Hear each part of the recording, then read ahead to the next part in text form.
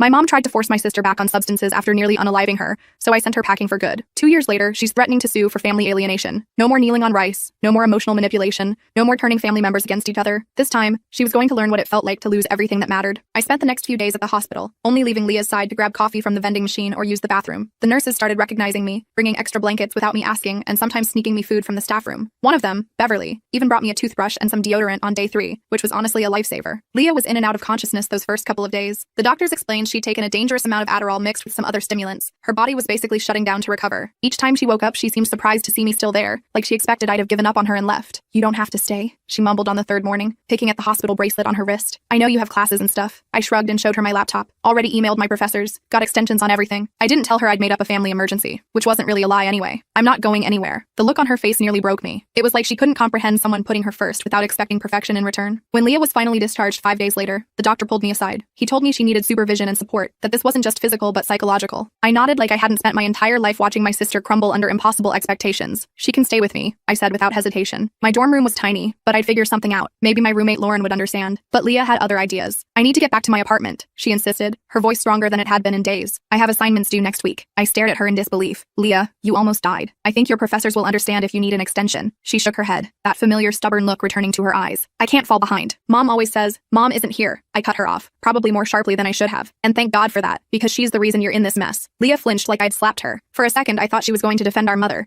but instead, she just looked down at her hands. "I don't know how to be any other way, Katie." That hit me hard, because I knew exactly what she meant. When you've spent your whole life being told your worth depends on achievement, who are you without it? I drove Leah back to her apartment, which was about an hour from the hospital. The place was immaculate, of course. Color-coded binders lined her desk. Her planner was filled with highlighted tasks and deadlines. Even her refrigerator was organized by food group and expiration date. It was like living inside a productivity app. "Jesus, Leah, when do you actually live?" I muttered, taking in the sterile perfection of her space. She ignored the question and headed straight for her desk, where a stack of textbooks waited. I intercepted her, physically blocking her path. "Nope, doctor's orders. Rest first." I steered her toward the couch and practically forced her to sit down. "When was the last time you watched a movie just for fun?" She blinked at me like I'd asked her to recite the alphabet backward in Mandarin. I don't remember. So that's what we did. I pulled up some mindless comedy on her laptop, ordered pizza, and made her sit there and do absolutely nothing productive for 3 straight hours. At first, she was tense, checking her phone every few minutes, making mental lists of all the things she should be doing. But somewhere around the halfway mark of the second movie, I noticed her shoulders relax. By the end, she was actually laughing. I stayed the night on her couch, and the next morning, I called my professors to explain I needed another week. Most were understanding, though my econ professor was a real duck about it. Whatever. Some things were more important than perfect attendance. Over the next few days, I established a routine. I'd wake up before Leah, make coffee, and hide her textbooks. When she'd emerge from her room, already anxious about all the work she wasn't doing, I'd hand her breakfast and distract her with something totally unrelated to school or achievement. We went for walks. We tried baking cookies. Disaster. We talked about everything except our mother. A week into this arrangement, I knew I had to head back to Stanford for at least a few days to take some exams I couldn't postpone. I was packing my overnight bag when Leah appeared in the doorway of the guest room I'd been using. "You're leaving?" Her voice had that slight tremor that reminded me of when we were kids, and she'd try not to show she was upset. "Just for a few days," I assured her. "I have to take these midterms or I'll fail the courses." She nodded, trying to look like it didn't bother her. "Of course, you should go." I zipped up my bag and turned to face her. "I'll be back on Friday, but Leah, I need you to promise me something." "What?" "Promise me you won't contact Mom while I'm gone." Her eyes widened slightly. I wasn't planning to. Good, because she can't know about any of this. Not the hospital, not me staying here, none of it. I took a deep breath. "And I need you to promise you'll take your meds exactly as prescribed. No extras, no skipping." She crossed her arms defensively. "I'm not a child, Katie." "No, but you're recovering, and I need to know you'll be okay while I'm gone." After some back and forth, she promised. I left her with the number of a therapist the hospital had recommended, made sure her fridge was stocked, and drove back to campus with a knot in my stomach. I didn't want to leave her, but I also knew I couldn't put my entire life on hold indefinitely. The week crawled by. I called Leah every night, and she seemed okay, tired but stable. She even mentioned she'd contacted the therapist and made an appointment. I aced my midterms despite the stress and lack of study time, which felt like a small victory. When I returned to Leah's apartment that Friday, I was shocked to find her looking better. She'd gained back a little weight. The dark circles under her eyes had faded slightly, and she greeted me with an actual smile. "I slept 8 hours last night," she announced, like she'd climbed Mount Everest. And for her, maybe it was just as monumental. We fell into a new routine after that. I'd drive up every weekend, staying from Friday to Sunday. During the week, we'd text and call. Slowly, I watched my sister start to heal. She cut back her course load, dropped some extracurriculars, and actually started saying no to things. The therapist was helping her see that her worth wasn't tied to her achievements. But I knew it was only a matter of time before our mother figured out something was up. Leah had been avoiding her calls, making excuses about being busy with school projects. Our mom wasn't the type to accept being ignored for long. Sure enough, about a month after Leah's hospitalization, the SHT hit the fan. I was in the middle of a study group when my phone exploded with texts from Leah. "She's here. Mom showed up at my apartment. What do I do?" My blood ran cold. I mumbled some excuse to my classmates and ran outside to call her. When she answered, I could hear our mother's voice in the background, that familiar sharp tone that always made my stomach clench. "I can't talk," Leah whispered. "She just showed up. No warning. Don't tell her anything," I said firmly. "I'm on my way." I hung up, sprinted to my car, and broke about 15 traffic laws getting to Leah's place. By the time I arrived, 3 hours later, the situation had deteriorated. I could hear the shouting from the parking lot. I took the stairs 2 at a time and burst through Leah's unlocked door to find our mother standing in the living room,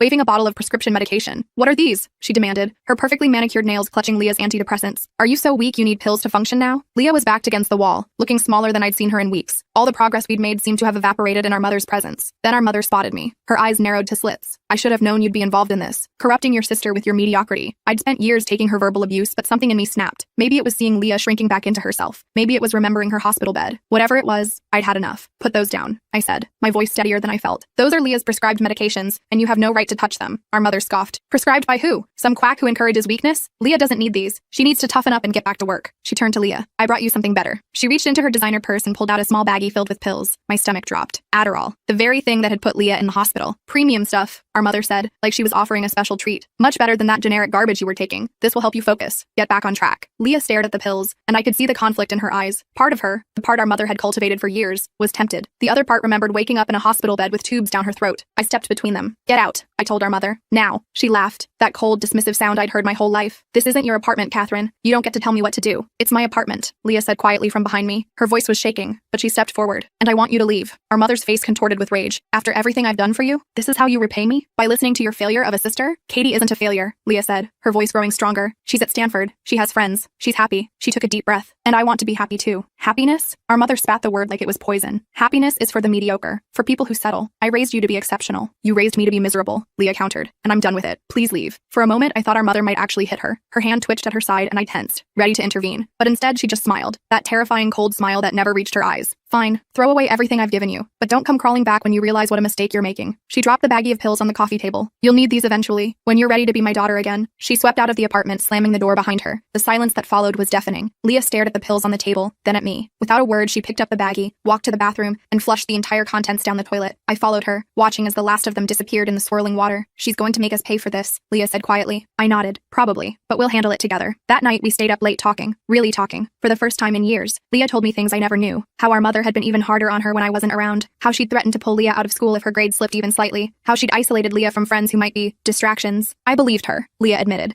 curled up on the couch with a mug of tea. "I really thought if I wasn't perfect, I was nothing. You're everything," I told her. Perfect or not. We both knew our mother wouldn't give up easily, and we were right. The next morning, Leah's phone started blowing up with messages from relatives. Apparently, our mother had been busy overnight, telling everyone that Leah was having a mental breakdown, and that I was somehow responsible. "She's saying I manipulated you into cutting her off," I said, scrolling through the family group chat that someone had added me back to. "That I'm jealous of your success, and want to drag you down to my level." Leah read the messages over my shoulder, her face growing paler with each one. "No one's going to believe us over her, are they?" I shrugged. "Probably not. Mom's had years to perfect her image with the family. We're just the ungrateful daughters who don't appreciate her sacrifices." The messages kept coming throughout the day. Aunts, uncles, cousins, all expressing their concern for Leah and their disappointment in me. Some were subtle, asking Leah if she needed help getting away from me. Others were more direct, telling me I should be ashamed of turning my sister against her own mother. We decided to ignore them all. What was the point in trying to defend ourselves to people who had already made up their minds? But then things escalated. Leah started receiving anonymous texts from numbers she didn't recognize. At first, they were just vague warnings about making a huge mistake. Then they got more specific, more threatening. "You'll regret cutting her off. Everyone knows the truth about you. Your sister is poisoning your mind. Wake up before it's too late. Your mother only wants what's best for you, unlike some people." I urged Leah to change her number, but she was reluctant. "That's letting her win," she argued. "It's not about winning," I countered. "It's about protecting your peace." The breaking point came a week later. Leah was at her university library when someone approached her, a distant cousin she barely knew who happened to attend the same school. The cousin made a scene, loudly accusing Leah of breaking our mother's heart and letting me manipulate her. Security had to escort the cousin out, but the damage was done. Leah called me in tears. "I can't do this anymore," she sobbed. "Everyone's looking at me like I'm either crazy or cruel." That night, I helped her change her number. We also decided it might be best if she moved, not just to get away from our mother, but also from the network of flying monkeys she'd enlisted to harass Leah. I spent my spring break helping Leah find a new apartment, this one in a secure building with a doorman. We didn't tell anyone the address, not even friends we trusted. It was exhausting and expensive, but watching Leah breathe easier in her new space made it worth every penny and sleepless night. Just when we thought things might calm down, our mother took her most drastic action yet. She contacted Leah's university, claiming Leah was having severe mental health issues and needed to be looked after. The university, erring on the side of caution,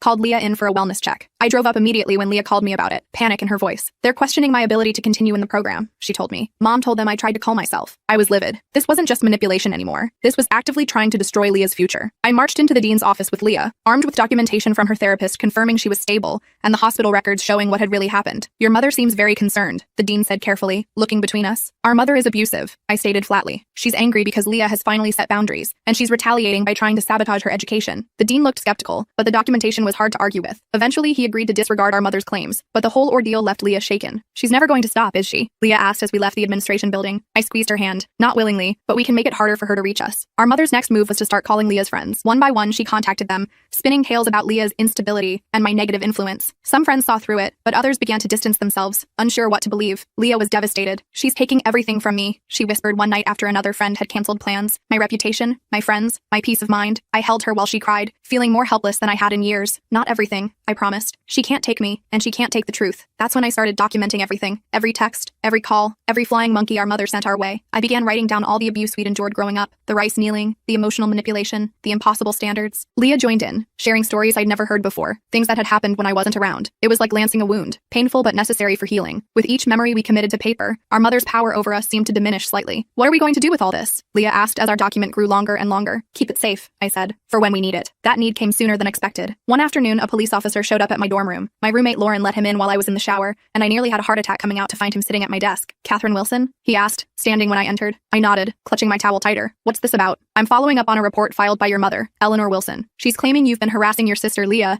and coercing her into cutting off contact with family. I almost laughed. Of course she'd go to the police. When manipulation didn't work, she escalated to legal threats. Classic Eleanor Wilson playbook. Officer, I said calmly, my mother is lying. My sister and I are both adults who have chosen to limit contact with an abusive parent. I have documentation of her behavior if you'd like to see it. He looked surprised at my composure. Documentation? I asked for a moment to get dressed, then returned with my laptop and pulled up the file Leah and I had been working on. I showed him the hospital records from Leah's OD, the threatening messages we'd received, and our written accounts of the abuse. The officer read through it all, his expression growing more troubled with each page. This is extensive, he said finally. My mother has been emotionally abusing us our entire lives, I explained. Now that we're standing up to her, she's retaliating any way she can, including filing false police reports apparently. He closed the laptop and handed it back to me. I'll need to follow up with your sister to confirm your account, but based on what I've seen, I don't think there's any case here against you. After he left, I called Leah immediately to warn her she might get a visit from the police too. She was scared but ready, with her own copies of our documentation. When the officer did speak to Leah the next day, she held her ground. She confirmed everything I'd said and added her own experiences. The officer left convinced that our mother's claims were baseless. This should have been a victory, but it just made our mother more desperate. That weekend, she showed up at my dorm unannounced. I was studying in the common room when Lauren texted me, "Your mom is here. She's mad." I could hear her before I even reached my floor, screaming and pounding on my door, demanding to be let in. Students were peeking out of their rooms, watching the spectacle with wide eyes. "Where is she?" my mother shrieked when she spotted me coming up the stairs. "Where's Leah? What have you done with her?" I kept my distance, staying at the far end of the hallway. "Mom, you need to leave. You're making a scene. Don't tell me what to do." She lunged toward me, but a couple of guys from the rugby team who lived on my floor stepped between us. "You've poisoned her against me. You've always been jealous of her." I pulled out my phone. "I'm calling campus security if you don't leave right now." She laughed, that horrible, cold laugh. "Go ahead. Call them. I'll tell them how you've manipulated your sister, turned her against her family." I dialed the number while maintaining eye contact with her. "Security? Yes. There's a woman causing a disturbance on the 3rd floor of Wilkins Hall. She's screaming and threatening students." "Yes. I'll stay on the line." My mother's face contorted with rage. "This isn't over, Catherine. I'm going to sue you for defamation and family alienation. I'll make sure everyone knows what you've done." Security arrived minutes later and escorted her off campus. I watched from my window as they walked her to her car, her designer heels clicking angrily on the pavement, her back riddled with fury. That night, I got a message from my cousin Arthur, warning me that my mother was indeed talking to lawyers about suing me. I wasn't surprised, but I was exhausted. How much longer could this go on? I met with a legal advisor at the university the next day, who assured me that any case my mother might bring would be virtually unwinnable. "Defamation requires proving that you've said things that are untrue and damaging to her reputation," he explained. "From what you've shown me, everything you've documented is factual." Still, the threat of legal action hung over us. Leah was especially worried, afraid that being dragged into a lawsuit would affect her standing at school. "We need to end this," I told her during one of our weekend visits, once and for all. "How?" she asked, looking as tired as I felt. "She's never going to stop." I thought about it for a long time. Then I made a decision that would change everything. I took our documentation, all of it, and compiled it into a single comprehensive account of our mother's abuse. I included photos of my knees after rice kneeling sessions, screenshots of her threatening messages, and statements from both Leah and me about the emotional toll of her parenting. Then I sent it to our entire extended family. "What have you done?" Leah gasped when I told her. "They'll never believe us." "Maybe not all of them," I acknowledged, "but some might. And even if they don't, they can't unsee what we've shown them." The response was immediate and divided. Some family members dismissed it outright, calling us ungrateful and dramatic. Others were shocked, claiming they had no idea what was happening behind closed doors. A few even came forward with their own stories about our mother's controlling behavior. The family fractured along these lines. Those who believed us, those who didn't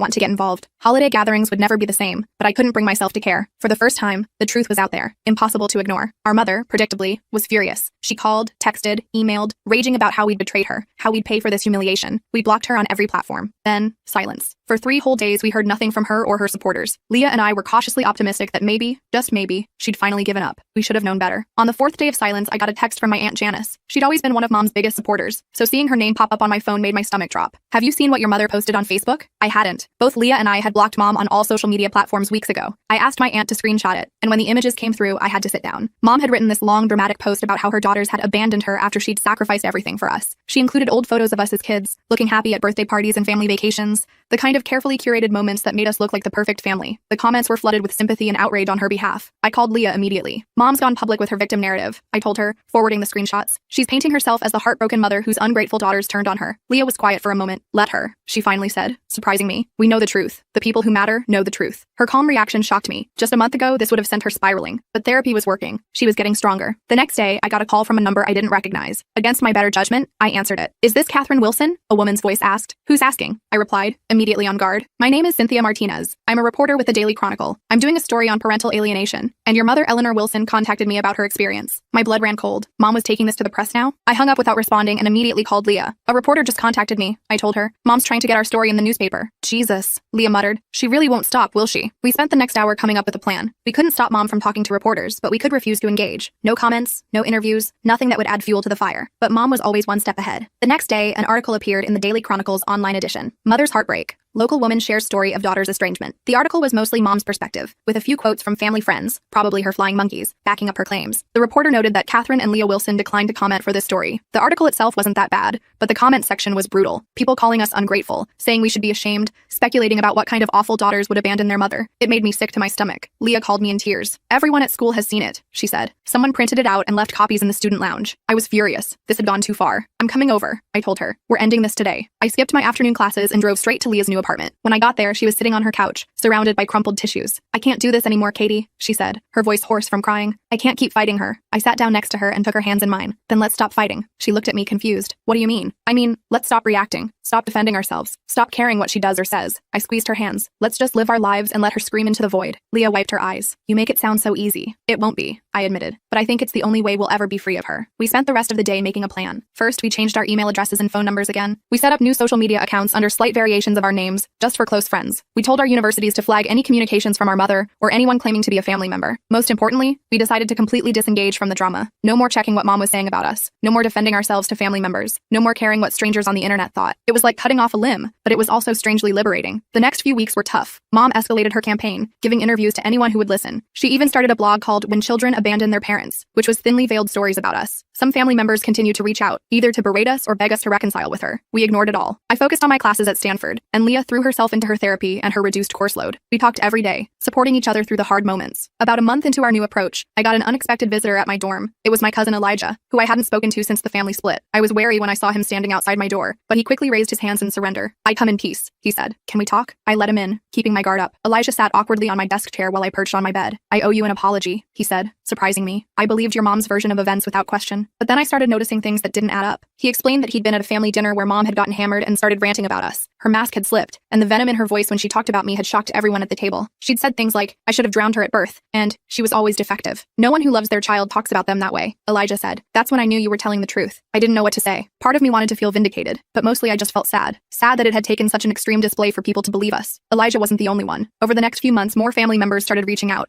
apologizing for not seeing the truth sooner. Some had witnessed Mom's behavior firsthand. Others had gone back and read our documentation with fresh eyes. A few admitted they'd always had suspicions but had been too afraid of Mom to speak up. Meanwhile, Leah was flourishing. Without the pressure to be perfect, she discovered she actually enjoyed learning for its own sake. She cut back to a reasonable course load, started a small study group, and even began dating a guy from her psychology class. She still had bad days, still struggled with the voice in her head that sounded like Mom, but those days became less frequent. I was doing pretty well too. My grades at Stanford were solid, not perfect, but good enough. I made some real friends who liked me for who I was, not what I achieved. I even joined the photography club, something I'd always wanted to try but never had time for when I was constantly trying to be Leah's role model. 6 months after our complete disengagement from Mom, I got a strange email from an address I didn't recognize. The subject line was, "Your mother." I almost deleted it without reading, but something made me open it. It was from my mother's sister, my Aunt Cynthia, who I hadn't heard from in years. She'd never been close to Mom, having moved across the country right after college. "I thought you should know that your mother has been hospitalized," the email read. "She had what they're they're calling a psychiatric episode at work. She was screaming about ungrateful children and had to be sedated. They're keeping her for observation. I'm her emergency contact since she has no one else. I forwarded the email to Leah with a simple question. What do you want to do? Her response came an hour later. Nothing. It seemed cold, but we both knew it was the right choice. Getting involved would only drag us back into her toxic orbit. We'd spent our whole lives trying to fix her, to please her, to be what she wanted. We were done. Aunt Cynthia kept us updated over the next few weeks. Mom was diagnosed with narcissistic personality disorder,